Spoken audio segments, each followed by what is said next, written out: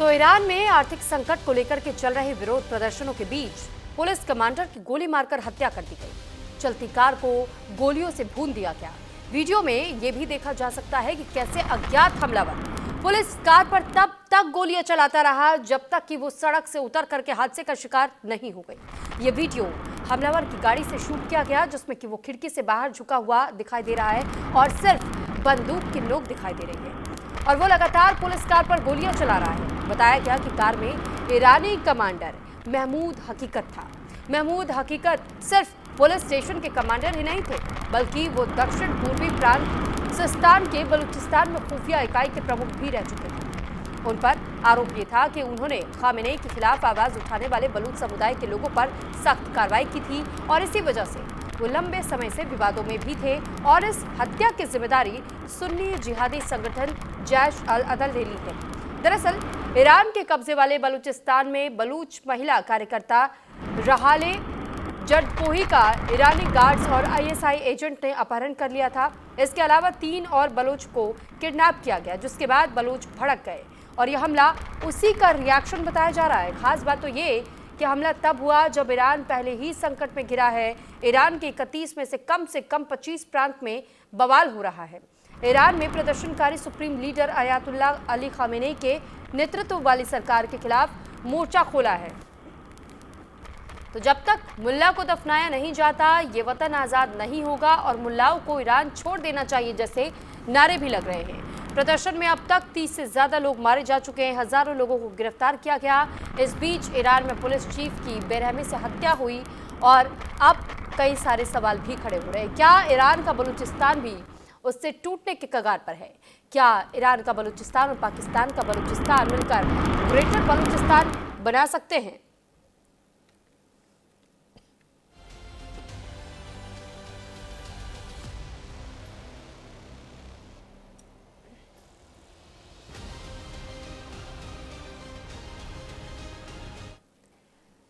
और इस पर ज़्यादा जानकारी और हमारे साथ बातचीत करने के लिए इस वक्त हमारे साथ बेहद खास मेहमान भी जुड़ चुके हैं। अहमद मस्तेखान जी बलोच पत्रकार हैं, बहुत स्वागत है सर आपका न्यूज़ इंडिया पर।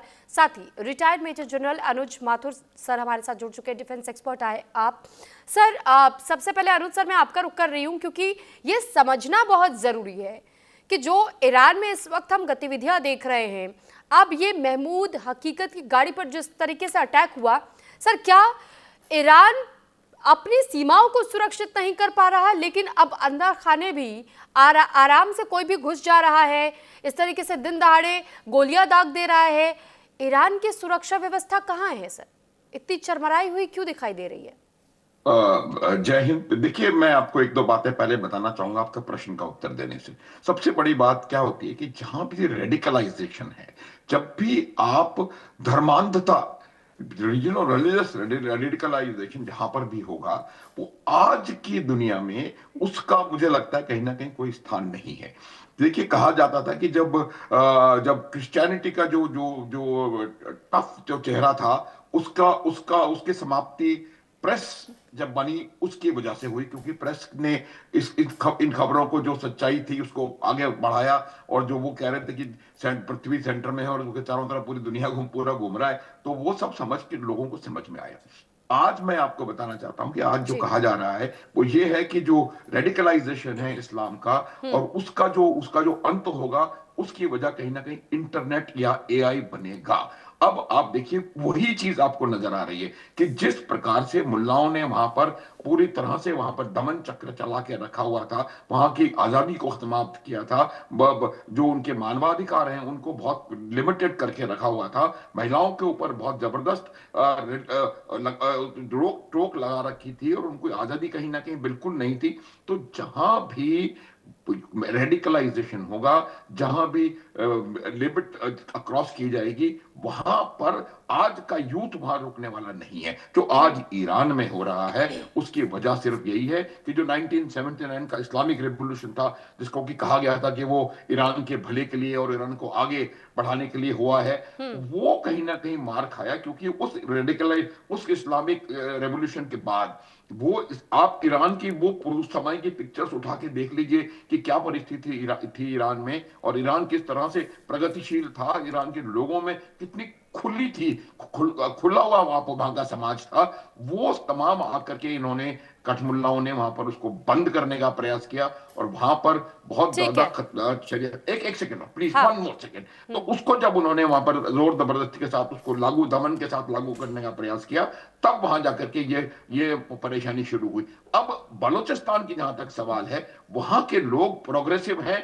अहमद साहब यहाँ पर मेरे साथ बैठे हुए हैं, मैं इनके साथ इनकी बहुत इज्जत करता हूं, ये बहुत प्रोग्रेसिव लोग हैं। और अगर इसी प्रकार से वहां पर एक्सट्रीम इस्लाम रेडिकलाइजेशन का जोर चलता रहा, तो कहीं ना कहीं इनको ये अपने आप को बाकी बलूचों के साथ आइडेंटिफाई करके, मिल करके, और संभावना इस बात की बना सकते हैं कि जो ईरान, देखिए ईरान सर एक सर इस्लाम इसी का बहुत, इसी हाँ, सवाल पे मैं लौटूंगी, लेकिन एक चीज पहले बिल्कुल। मुझे अहमद सर से भी ये समझना होगा। अहमद सर, एक एक शब्द भी इस बीच में आ रहा है सरमचार, और इसी वजह से पूछा जा रहा है कि ये पाकिस्तानी बलूचिस्तान के लिए है, ईरान के बलूचिस्तान के लिए, क्योंकि हम तो दो तरीके के बलूचिस्तान के लोगों को इस वक्त देख रहे हैं, एक पाकिस्तान में, दूसरा जब ईरान में। और सर ये बलूचिस्तान जो कि पाकिस्तान में, पाकिस्तान वहां तो त्रस्त दिखाई दे रहा है, लेकिन ये कहा जा रहा है कि बैकएंड से ईरान में यहाँ के बलूचिस्तान को समर्थन खुद पाकिस्तान दे रहा है। तो सर ये दो चीजें ऐसी क्यों दिखाई दे रही है, और ग्रेटर बलूचिस्तान के टर्म को लेकर भी बार बार कोट किया जा रहा है, इस बारे में मैं समझना चाहूंगी सर।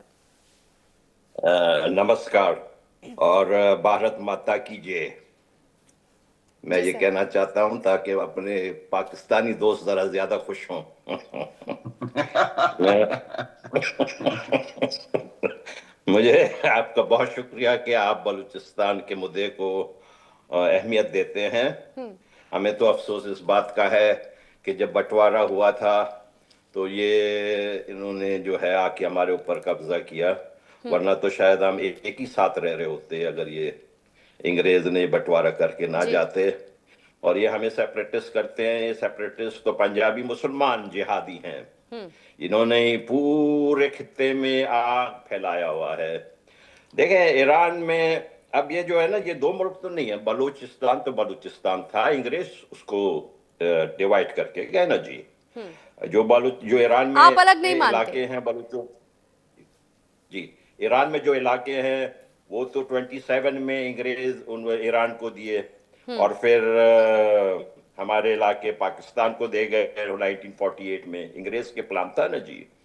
तो हम तो एक लोग हैं। अब मैं आपको बताऊं, अगर हमारे बलोचों पे किसी पे कोई मसला होता है तो वो ईरान चले जाते हैं, ईरान के बलूचों को कुछ मसला होता है तो यहाँ आ जाते हैं। ये तो हिस्टोरिकली रहा है।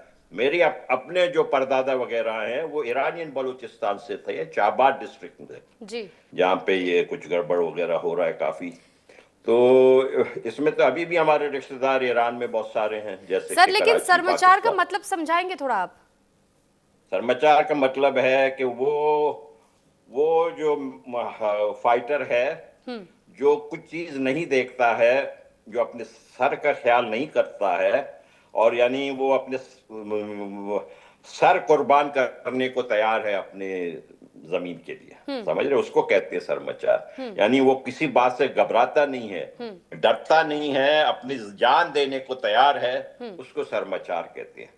और मैं आपसे एक बात कहूं, हमारे बलोचों में तो ये बहादुरी है। और यहां तक कि मैं आपको कहूं, ये बहादुरी तो हमें हमारे माए सिखाती है ना जी बचपन से, कि किसी चीज से डरना नहीं है।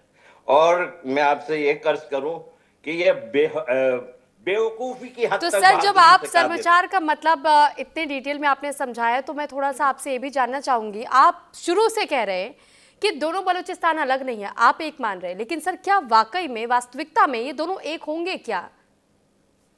देखें मैं आपसे एक अर्ज करूं, अब जाहिर है कि ये जो बड़े बड़े ताकतें जो हमारे कौमों को डिवाइड करके चली जाती हैं, जी। फिर बहुत सारे मसाइल पैदा हो जाती हैं जो उन कौमों के हाथ से निकल जाती हैं। हमारे पास तो इस वक्त स्टेट अथॉरिटी किसी एक जगह में भी तो नहीं है ना जी। तो हमारे लिए काफी सारे मुश्किलात हैं। अब ये दो मुल्ला रियासत है, एक तरफ जो है शिया मुल्ला रियासत है, जी। एक तरफ ये पंजाबियों की जिहादी रियासत है। अब मसला ये है कि हमारा तो अपना तो ख्याल ये है कि एक रियासत के साथ लड़ने पे फोकस होना चाहिए। ठीक है। हम दो दो रियासत को कैसे एक साथ लड़ सकते ठीक हैं, है सर, मुमकिन लौट नहीं रही हूँ मैं है। आपके पास। और इस बीच एक बड़ी खबर पहले दर्शकों को बता दें कि बलूचिस्तान से जुड़ी ये बड़ी खबर सामने आई। बलूचिस्तान में शहबाज शरीफ के खिलाफ गिरफ्तारी वारंट जारी हुआ है। बलूचिस्तान की निर्वासित सरकार ने ये वारंट जारी किया है। मीर यार बलोच ने शहबाज पर वीजा नियम तोड़ने का आरोप लगाया। बलूचिस्तान एक्टिविस्ट है मीर यार बलोच और साथ ही जानकारी आपको दे दें कि नियम तोड़ने का आरोप लगाया गया है और इसी वजह से मीर यार बलोच की ओर से कहा गया कि शहबाज पर वीजा नियम तोड़ा गया है, जिस वजह से गिरफ्तारी होनी चाहिए। कि एआई वीडियो के जरिए हम आपको दिखाने और बताने की कोशिश कर रहे हैं जो इस वक्त मीर यार बलोच जताना चाह रहे हैं कि इसी तरीके से शहबाज शरीफ को भी गिरफ्तार किया जाना चाहिए और वो भी गिरफ्तारी बलूचिस्तान के आर्मी की ओर से की जानी चाहिए, क्योंकि बलूचिस्तान के लोगों की ओर से जो बीएलए है वो पहले ये कन्फ्रंट कर चुकी है कि हम अपने आप को आजाद मानते हैं। एक बार फिर से मेहमानों का हम रुख करेंगे और क्योंकि अभी हम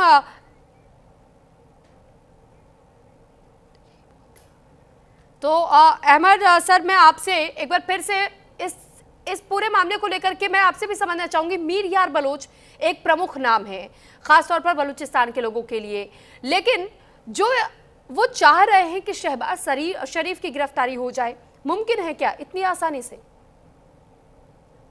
देखिए, ख्वाहिशात तो हमारी भी है। हमारी भी ख्वाहिश ये है कि जो भी पंजाबी जिन्होंने हमें कब्जा किया हुआ है सबके सब गिरफ्तार हों। मैं शहबाज शरीफ तो बेचारा इनका अर्दली है, मेन आदमी तो आसिम मुनीर है। हमारी तो ख्वाहिश ये है कि आसिम मुनीर जैसे कि जनरल ए के नियाजी ने साइन किए थे ना सरेंडर के, हमारे अजीम दोस्त, जैसे कि इनमें से एक अजीम दोस्त यहाँ मेरे बैठे हुए भाई जनरल माथुर, इंडिया के बेबाक सिपाहियों के आगे जो जमहूरियत के दिफा करने वाले सिपाही हैं इंडिया की फौज, उनके आगे इस गिरोह ने, पाकिस्तानी फौज ने, जो दलाल है, जो अमेरिका का दलाल है, किस तरीके से 16 दिसंबर 71 को हथियारें डाली थी और सिग्नेचर किया था। हमारी तो ख्वाहिश ये है कि लेफ्टिनेंट जनरल इस वक्त है पाकिस्तान में, इनका भी यही हशर हो। हाँ। हम तो चाहते हैं कि इनका ये हशर बलूचिस्तान में हो, जल्द से जल्द हो, और इनको कोई हक नहीं है। देखें इस वक्त क्या हो रहा है बलूचिस्तान में, मैं आपसे अर्ज करूं, इंतहाई ज्यादा गिनावने इंसानियत के खिलाफ जुराइम हो रहे हैं। बलूचिस्तान के अंदर इस वक्त बच्चों का रेप हो रहा है। मैं आपसे कह रहा हूं, ये लोग हमारे बच्चों को अगवा करके ले जाते हैं, उनको रेप करते हैं। हमारे जिन लोगों को इन्होंने उठाए हुए हैं उनके साथ भी इसी किस्म के ये लोग बर्ताव कर रहे हैं, हजारों लोगों के साथ। जो ये आज की बात नहीं है, इन्होंने रेप एज अ वेपन इस्तेमाल किया हमारे खिलाफ बहुत सारे डेकेड से। ठीक है सर, अब एक बार फिर मैं माथुर सर आपका रुख कर रही हूँ, क्योंकि अभी जिस तरीके से हमें अहमद सर बता भी रहे थे कि बलूचिस्तान के खिलाफ अक्सर अत्याचार होता आया है, चाहे वो पाकिस्तान में हो, ईरान में हो, और क्या ये माना जाए कि ये जो अटैक हुआ, क्या ये उसी की एक प्रतिक्रिया है? और साथ ही सवाल ये भी होता है कि इसे गुरिल्ला वॉरफेयर की तरह देखा जाए, एक टेरर अटैक की तरह देखा जाए, या फिर सुनियोजित मिलिटेंट अटैक की तरह देखा जाए? इसे किस रूप में हम फिट कर सकते हैं, किस कैटेगरी में फिट करें? सुरभि, देखिए, एक बात हमको समझने की जरूरत है। मैं पूरी तरह से इनके साथ सहमति रखता हूं कि अंग्रेजों ने आंख बंद करके जहां भी डिवीजन किया, जहां भी बाउंड्री लाइन खींची, चाहे वो डूरन लाइन हो, चाहे वो मैकमोहन लाइन हो, चाहे वो रेड क्लिफ लाइन हो, उन्होंने आंख बंद करके इंग्लैंड में एयर कंडीशन ऑफिस में बैठ करके उन्होंने लाइनें खींच दी। और उनको ये तक देखा गया है कि आधा परिवार यहां, आधा परिवार वहां। जिस प्रकार से डूरन लाइन है, आधे पख्तून इस तरफ हैं, आधे पख्तून उस तरफ हैं, उसी प्रकार से ये बलूचिस्तान का भी उन्होंने बंटवारा करके दो बलूचों को अलग अलग कर दिया। देखिए, ये बलूच जो हैं वो प्राइमरीली सिमिलर हैं, जो ये कह रहे हैं, बिल्कुल हर तरीके से वो बिल्कुल से एक साथ हैं। लेकिन अभी एक बलूच जो है वो ईरान के कठमुल्ला शासन के अंदर चला गया है और दूसरा पाकिस्तान का दमन चक्र सहरा है। तो इवेंचुअली क्या हो रहा है कि जो दोनों बलोच ऑर्गेनाइज जो कॉन्सेंट्रेशन ऑफ पॉपुलेशन हैं सुरभि, उन दोनों में अत्याचार हो रहा है। तो मुझे लगता है कि ये जो अटैक है, इसको अटैक को हमको एक आइसोलेटेड अटैक नहीं है, इसको अटैक को आइसोलेटेड नहीं समझना चाहिए। हाँ। ये जो बलोच जो सोच है, बलोच विचारधारा का एक्चुअल क्रियान्वयन जो ग्राउंड के ऊपर हो रहा है वो है। और जिस प्रकार से मैं बता रहा था कि आज जो इंटरनेट की जो सोसाइटी है उसको पता है आधे सेकंड में जो आप मदरसे में या कहीं कुछ सिखा रहे हैं उसको 2 सेकंड में वो बच्चा जाकर के चैट जीपीटी से या जेमिनी से या किसी से भी उसको क्रॉस चेक करता है, उसको पता है कि सही क्या है गलत क्या है। तो जब ये लोगों को पता पड़ना शुरू हो जाएगा तो इस प्रकार के अटैक्स को हमको ये देखना चाहिए कि ये बलोचों की आवाज है और इसको हम अटैक ना कह करके ये एक प्रकार का बलोचों का उनका काम करने का तरीका है। लेकिन आपको ये माधुर समझना सर, पड़ेगा, तो एक सेकंड और तो भी वन मोर लाइन। जी अब कि जब भी आपके पास शक्ति नहीं है पाकिस्तान की फौज से लड़ने के लिए तो सर्वश्रेष्ठ तरीका इसी प्रकार का वॉरफेयर होता है जिससे कि आप कम एफर्ट में ज्यादा इफेक्ट कर सकें। तो मुझे लगता है कि ये एक वही उसी चीज का एक प्रोनाउंसिएशन वहां पर ऑन ग्राउंड नजर आ रहा है। सर, जैश अल अदल एक ऐसा संगठन क्या इतना मजबूत हो चुका है ईरान में कि ईरान की आंतरिक सुरक्षा व्यवस्था को सीधे सीधे चुनौती दे रहे हैं? क्योंकि अगर हाई प्रोफाइल टारगेट्स को ये चिन्हित करते हैं उसके बाद से उनका खात्मा भी करते हैं तो सर ये तो खुली चुनौती है ना ईरान गवर्नमेंट के लिए भी, ईरान सुरक्षा व्यवस्था के लिए भी। बिल्कुल बिल्कुल है। उसकी मैं वजह आपको वही बता रहा हूं। जो रोल पाकिस्तान यहाँ के बलूचों के लिए बलूचिस्तान में अदा कर रहा है वही कहीं ना कहीं जो मुल्ला सरकार है ईरान की वो वहां पर उसी प्रकार का दमन चक्र चला रही है। आज ईरान की इंटरनल परिस्थिति इतनी ज्यादा खराब है। आपकी रिपोर्ट में कहा गया था 31 में से 25 डिस्ट्रिक्ट, पूरे 31 के 31 डिस्ट्रिक्ट्स में आज की तारीख में लोग बाहर हैं। उनकी फुटबॉल टीम ने इंटरनेशनल टूर्नामेंट में नेशनल एंथम गाने से मना कर दिया। मुझे नहीं लगता इससे ज्यादा हालात खराब वहां हो सकते हैं। तो ऐसी जब परिस्थिति आपकी इंटरनल सिक्योरिटी है तो उसका मुझे कहीं ना कहीं लगता है कि इसका फायदा जाकर के बलोच के लोगों को या बलोच ऑर्गेनाइजेशंस को हो सकता है।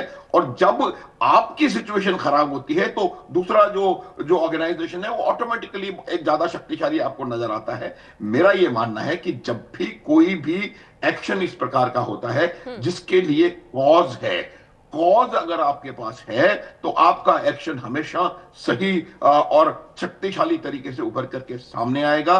पाकिस्तान के बलोचों के पास भी कॉज है, ईरान के बलोचों के पास भी कॉज है और जो कहीं ना कहीं और बलोच लोग हैं उनके पास, तो वो एक एकीकरण मुझे लगता है एक संभावना है। जैसे कि पश्तूनों का एकीकरण संभावना है, टीटीपी और ये लोग यही काम कर रहे हैं, उसी प्रकार से ये भी एक संभावना है। आसान नहीं होगा, ऐसा नहीं है इतना बड़ा देश है आप उसके खिलाफ एक हिस्सा उससे अलग हो जाएगा, लेकिन संभावना है। आने वाले समय में हो सकता है हमें इसका कोई क्रियान्वयन या कोई नतीजा नजर आए।